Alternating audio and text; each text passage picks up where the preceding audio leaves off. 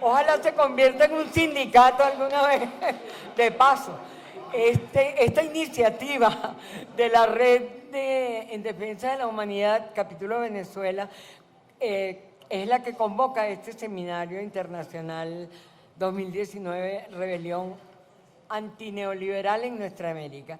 Y está siendo transmitida a través de Telesur, que es una de las instituciones que está apoyando este evento. Telesur vía streaming está transmitiendo todo lo que se ha dado en este salón, todas las apasionantes palabras que hemos escuchado, denuncias, planteamientos, reflexiones. Pero también el Ministerio del Poder Popular para la Cultura y el Ministerio del Poder Popular para Relaciones Exteriores están propiciando este encuentro que, como hemos visto aquí, todos pensamos que es muy, muy necesario y que ojalá de aquí salgamos con un compromiso para mantener el contacto permanente, mucho más contundente de lo que hasta ahora se ha hecho. Bueno, sigamos con las ponencias. Ahora le corresponde a Matías Caciabue, de Argentina, cientista político argentino, articulista, miembro de la red de intelectuales, artistas y movimientos sociales en defensa de la humanidad, capítulo argentino, docente de la Universidad Nacional de Hurlingham, miembro del equipo gremial de la Federación Nacional de Docentes Universitarios, investigador del Centro Latinoamericano de Análisis Estratégico, y quiero decir que coordinador junto con nuestro otro ponente, Catu Arconada, de la recopilación del libro que nos acaba de enseñar, María Fernanda, en donde publica el material de la ponencia que nos acaba de presentar ella, que se llama Colombia entre la paz y la pacificación. Vamos a escuchar entonces a Matías Caciabue. Bueno, ¿qué tal? Yo quería hablar segundo. Perdón, voy a decir el nombre de tu ponencia, que bien. es Paro, protesta, rebelión e insurrección de una América Latina en disputa a una en ebullición.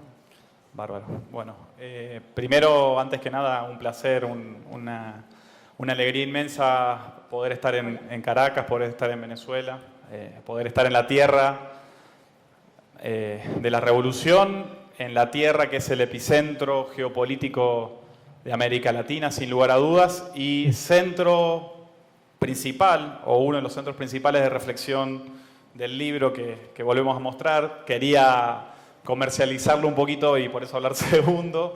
Es un libro más allá de los monstruos, entre lo viejo que no termina de morir y lo nuevo que no termina de nacer, que coordinamos junto con Catu, que en realidad es sobre todo una síntesis de una discusión colectiva, de un proceso de producción colectiva del conocimiento, que incluso trasciende las veintenas de firmas que junta, ¿no? Es un debate que tiene que ver con la red de intelectuales, que tiene que ver con los compañeros y compañeras de discusión, de lucha, de pelea en Venezuela, en Argentina, en Uruguay, en Colombia. Digo, es un proceso de producción colectiva del conocimiento. Vale también decir que está acá presente Paula Jiménez, la Pili, compañera que hace uno de los artículos de Argentina, que es una lectura de la coyuntura de Argentina con un corte hecho en junio de este año, ¿no? Y Emilia, compañera también que viene de allá Argentina, que están estudiando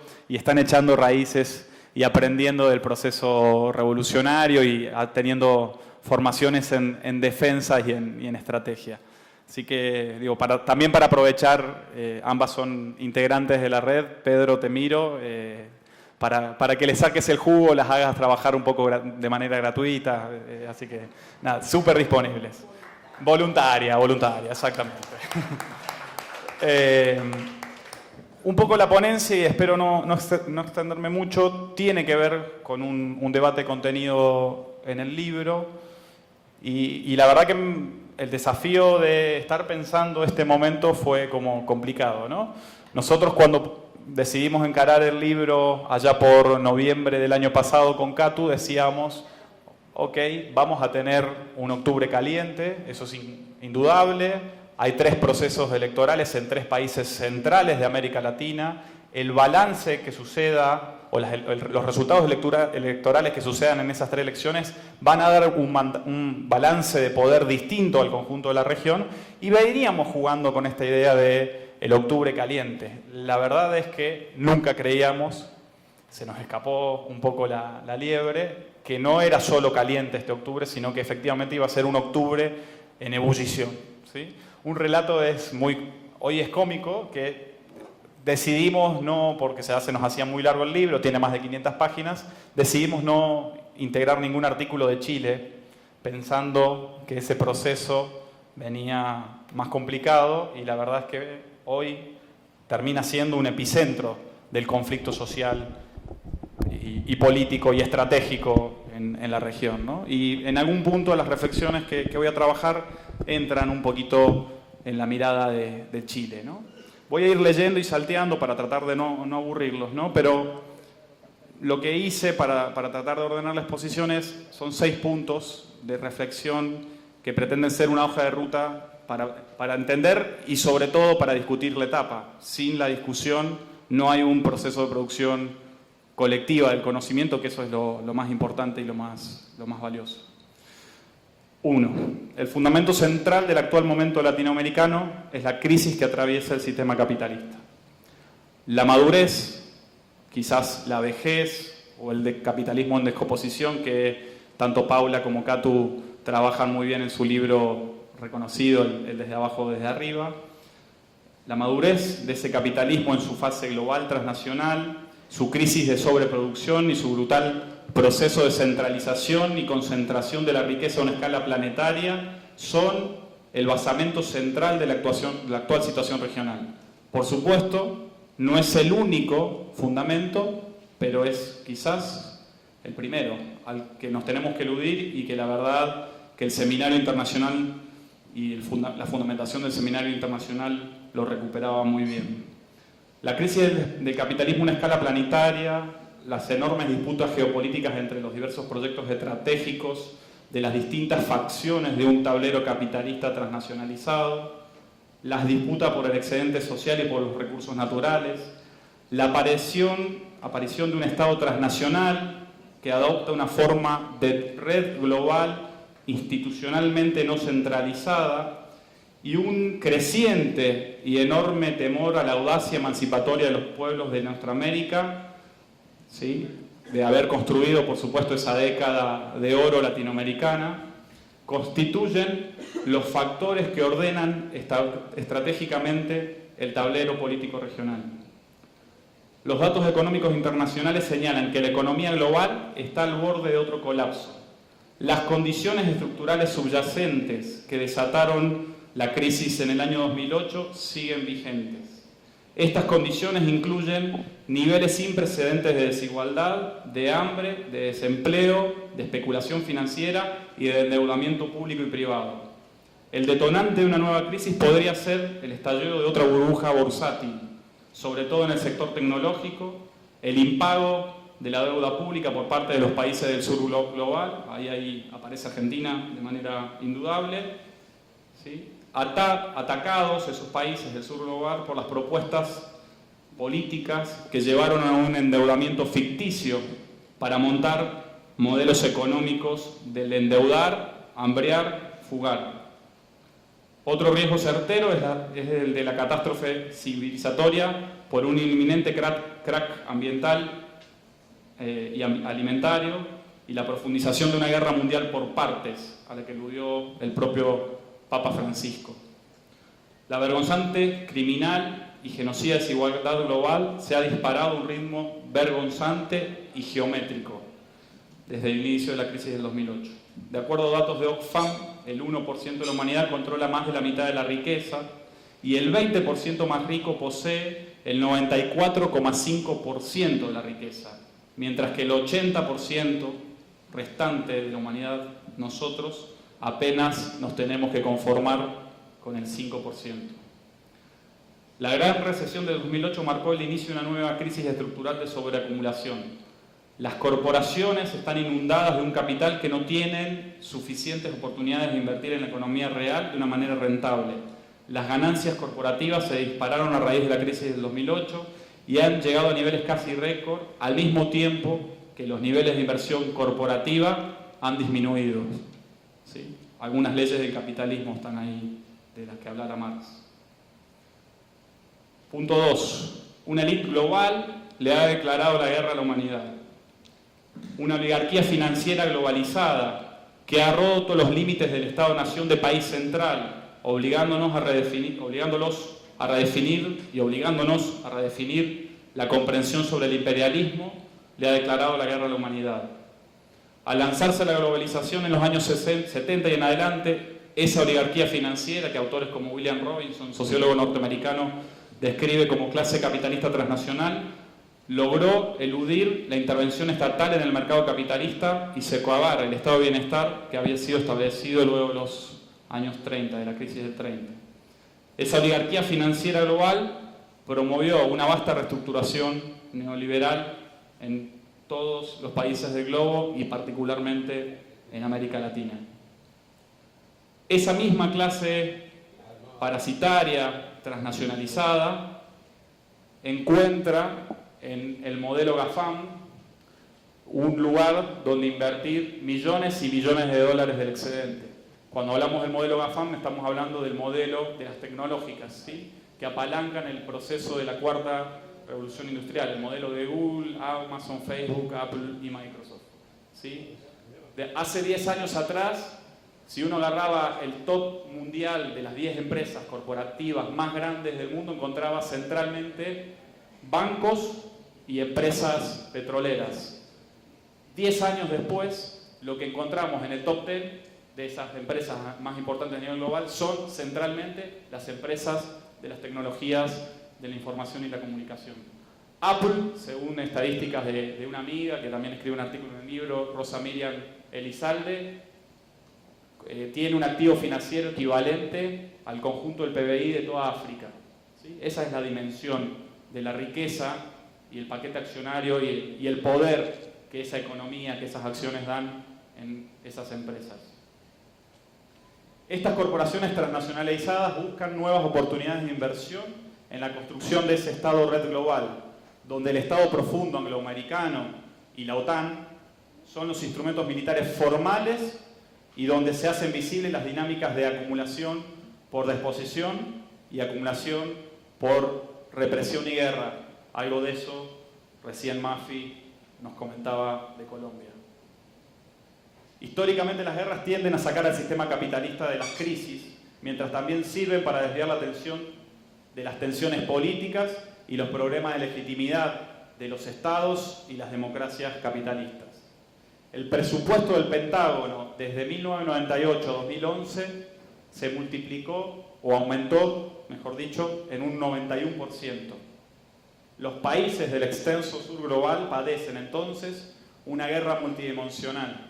Quizás a mí me da un poco de vergüenza decirlo aquí en Venezuela, donde probablemente sea el epicentro de una reflexión teórico-política sobre las guerras en este momento del capitalismo, ¿sí? Las guerras híbridas, las guerras de amplio espectro, de cuarta y quinta generación, ¿no? Pero que efectivamente están estructurando una disolución entre las fronteras de la paz y de la guerra. Aparece algo que también recién mencionaban hoy más temprano, la geopolítica del caos, ¿sí? Esa descripción de Meyssan, del intelectual francés que probablemente sea el mayor especialista en la guerra en Siria, explicaba de lo que acontecía en Medio Oriente. Geopolítica del caos que plantea, por supuesto, una teoría militar, está planteada en base a una teoría militar particular que la corporación RAND, que es la usina intelectual teórica de las Fuerzas Armadas norteamericanas, empezaron a tallar a fines de la década del 90. Me refiero a las guerras de redes, ¿sí?, que combinan elementos del hard power, ¿sí?, elementos de medios militares convencionales, de seguridad, parapoliciales, paramilitares, fuerzas no irregulares, y que también combinan los elementos del soft power, ¿sí? O elementos para aplicar tácticas de guerra de baja intensidad, ¿no? Hablamos de la guerra jurídica, la guerra mediática, los elementos que también hemos trabajado en el propio seminario. En la medida que se va profundizando esta crisis de sobreproducción, de capital no invertido, crecen enormes presiones para encontrar salidas para descargar ese excedente. No alcanza solo con volcarlos al sector tecnológico.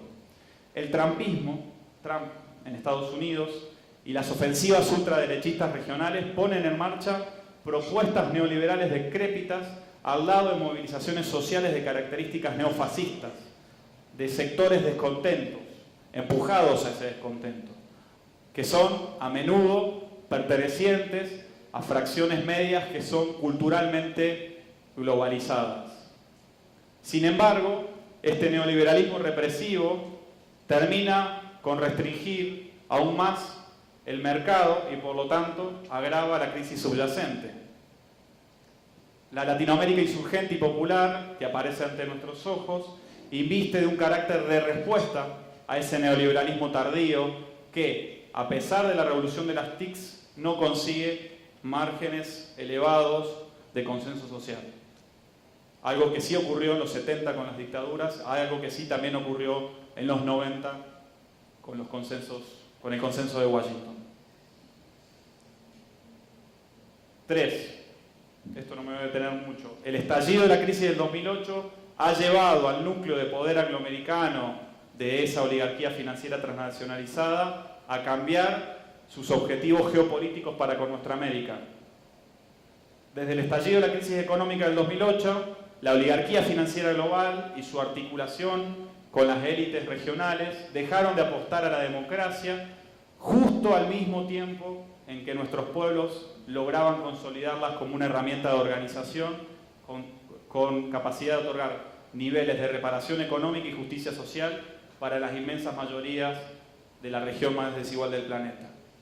Y ahí aparece el derrotero de golpes de Estado que nos mencionábamos. Por supuesto hay un apartado específico a Venezuela, cuyo golpe de Estado inicial, inaugural, fue los hechos de abril del 2002, pero si uno fuera de ese registro de Venezuela, desde el 2008 y el golpe de Honduras, pasando por Paraguay, por el golpe continuado en Venezuela desde el 2013, uno ve en realidad la trayectoria de una estrategia puesta en marcha, con actores, con sectores, con alianzas que permanentemente articulan a esos intereses financieros transnacionalizados con las élites y con las tramas de poder locales, ¿sí? Y cuando uno ve eso, nada de lo que pasa en Bolivia, esto también se ha dicho, debería sorprendernos, ¿sí? Porque efectivamente es visible una trayectoria, ¿sí?, específica de una estrategia puesta en marcha, ¿sí? Cuarto, el fin de las fronteras entre la guerra y la paz. La guerra de redes se expresa también en el campo político. En los cuadernos de la cárcel, Antonio Gramsci planteó una tesis central, hablando de su famoso paso de la guerra de movimiento y del ataque frontal a la guerra de posición, también en el campo político. En pleno siglo XXI y con la cuarta revolución industrial, estructurando una nueva fase del sistema capitalista, deberíamos animarnos a estudiar el paso de la guerra de posiciones a la de la guerra de redes, también en el campo de la política. Así como el asalto al Palacio de Invierno quedó superado en la sociedad del capitalismo industrial de posguerra, la sola ocupación de posiciones y trincheras, entiéndase, la sola ocupación de los espacios institucionales del Estado ampliado, en términos de Gramsci, no alcanzan. La articulación de intereses solo a partir de los partidos políticos de masas pareciera que tampoco alcanzan, ¿sí? Y esta guerra de redes, también volcada en el campo político, te lleva a estructuración político-partidarias, ¿sí?, que juegan y operan a partir de la organización de redes y de redes, ¿sí? Hay un caso que podríamos desarrollar, no me quiero detener, que es el caso de la estructuración, por ejemplo, del Partido PRO, Propuesta Republicana en Argentina, ¿no? Es una estructuración efectivamente, de un partido de comercialización de candidatos, donde la política y el centro de la planificación política, del centro de la formación de los cuadros que luego ocupan posiciones estatales, no está puesto en el interior del partido político. Aparecen entonces las redes que forman esos cuadros. Y en ese sentido me refiero a las redes económicas de las corporaciones financieras y transnacionales y multinacionales, y las redes de los centros de estudio, de los think tanks, de los verdaderos partidos de cuadros del capital. Esta situación le permite prescindir o incluso eliminar la cadena de mediaciones político-sociales o político-partidarias. Se busca que la política se resuelva en un estado de pasividad de la ciudadanía, incluso tratando de restringir la democracia al mero ejercicio del voto.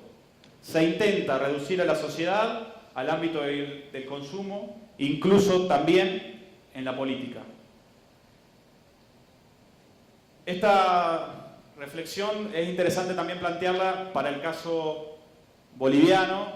Hemos publicado hace un tiempito un artículo bien escueto que trabaja y trata de descifrar y visualizar las redes y las redes de redes, ¿no? Y el caso particular, no me quiero detener, es que Yanine Áñez, presidenta dictadora, golpista boliviana, y Mauricio Macri son del mismo partido político latinoamericano. Son de la misma red de partidos, de instrumentos electorales, que se llama UPLA, Unión de Partidos Latinoamericanos, y son de la misma red de centros de estudios con epicentro en una estrategia neoconservadora norteamericana, con epicentro en la CIA, ¿no? Que me refiero a la red Atlas, ¿no? Tanto el centro de estudio, que es la Fundación Pensar del PRO, como el centro de estudios del Partido Demócrata de Óscar Ortiz y Yanine Áñez, que se llama Nueva Democracia, pertenecen a la misma red de centros de estudios, red de los partidos de cuadros del capital.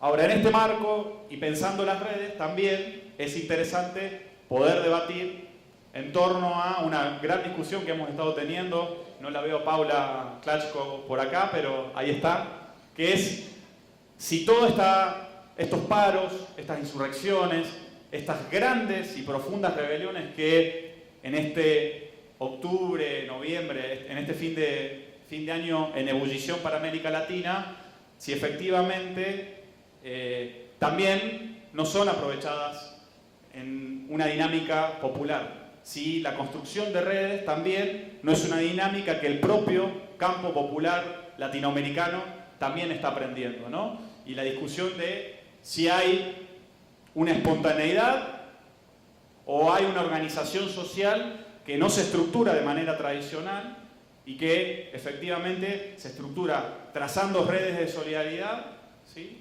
Y formas nuevas de organización social y político, ¿sí? Es un debate bien interesante sobre lo que eso implica. Y no solo nosotros estamos poniendo el ojo ahí. Y les leo, y perdón si me voy muy lejos, les leo un extracto de una editorial del del Tiempo Financiero, del Financial Times británico, que es una usina orgánica de la estrategia de globalización del capitalismo. Les leo un pequeño extracto de una editorial reciente, de hace no más de 15 días, hablando sobre lo que acontecía en América Latina, pero también en Francia con la huelga general, pero también en Cataluña y también en Hong Kong. Dice el diario: se trata de rebeliones sin líderes, cuya organización y principios no se exponen en un pequeño libro rojo o se eliminan en las reuniones del partido, sino que emergen de las redes sociales. Estas son revueltas convocadas por teléfonos inteligentes e inspiradas en hashtags, en lugar de guiarse por los líderes del partido y los eslóganes redactados por los comités centrales. Ahora bien, son reconocibles las características de estos movimientos populares y las nuevas formas organizativas emergentes que este momento de desarrollo de las fuerzas productivas está estableciendo. pero se hace necesario marcar algunos aspectos a fin de no caer en diagnósticos simplistas. Es importante entonces poder leer estos movimientos en el marco de una guerra multidimensional, híbrida y restricta, no convencional, en los cuales los grandes poderes transnacionales se disputan el reparto del globo. Desde allí las tecnologías de la información y la comunicación son utilizadas como soportes para organizar y difundir mensajes. Es el caso de las protestas de la Cataluña independentista, de la Francia de los chalecos amarillos e incluso de todas y cada una de las recientes protestas de nuestra América. El territorio virtual se convierte en una mediación necesaria, no la única, pero una mediación necesaria para los procesos de organización y producción del poder. Y gracias a las redes sociales, las luchas no solo pueden tener una escala local. Con eso me refiero, por ejemplo, a casos que ya aparecen en nuestra cotidianeidad. El caso de Ahmed Tamimi, bandera, ¿sí? Esa joven luchadora palestina, ¿sí? Bandera global de la causa palestina. O incluso, más polémicamente hablando, Greta Thunberg, ¿sí? Como la bandera, el rostro juvenil de las luchas ambientales.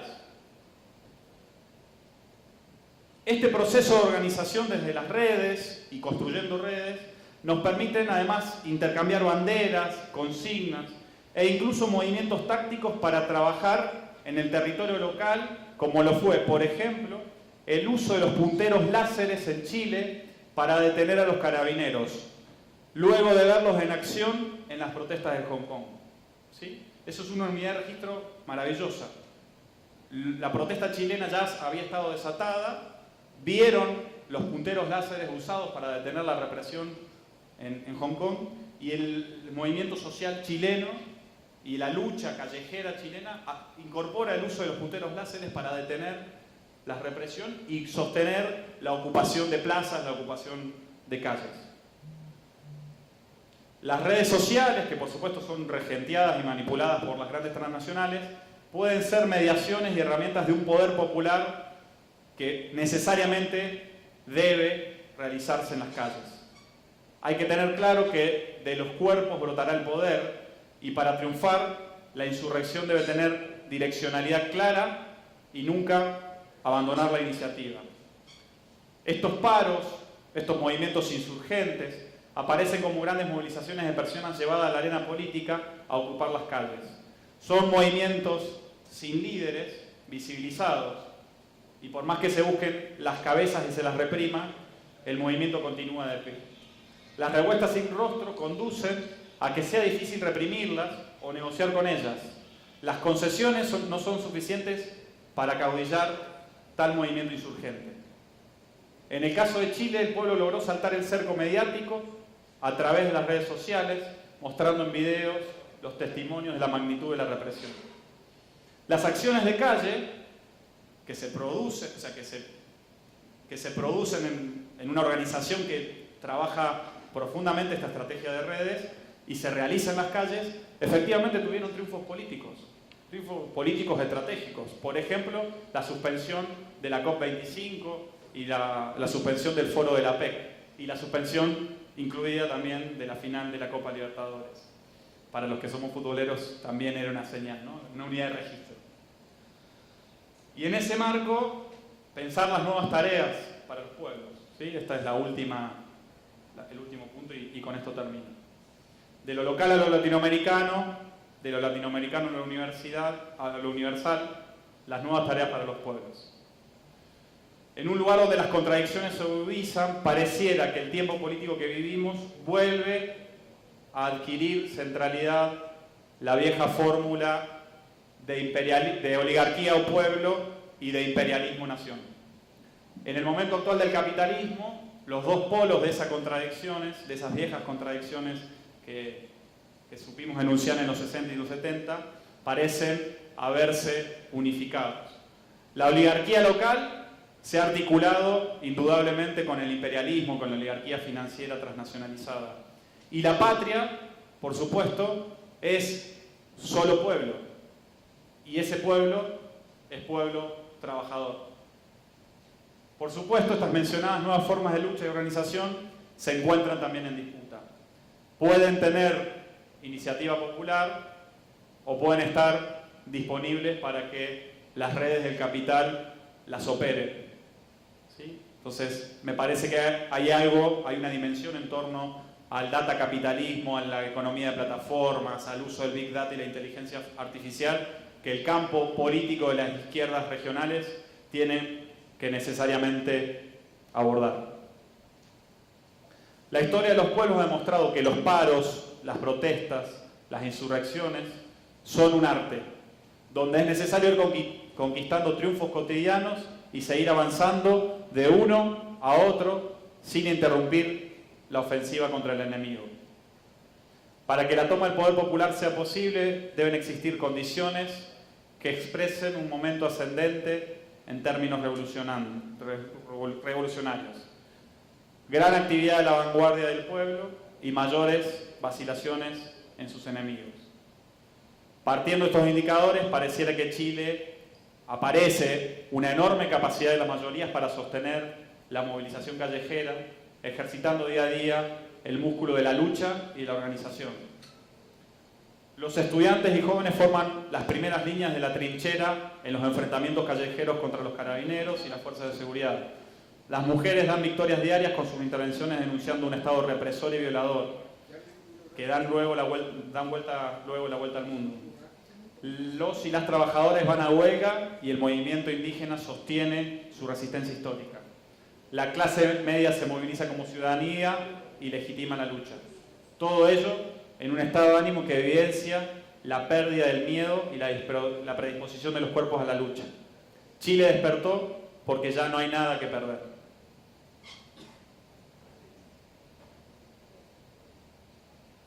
En Chile, en Ecuador, en Colombia, en Bolivia tras el golpe de Estado centralmente, pero también en Argentina, luego de las protestas de diciembre del 2017, vemos cómo el pueblo transforma día a día sus métodos de protesta contra este neoliberalismo tardío. Una gran consigna se difundió y como un grito expresa una enorme certeza.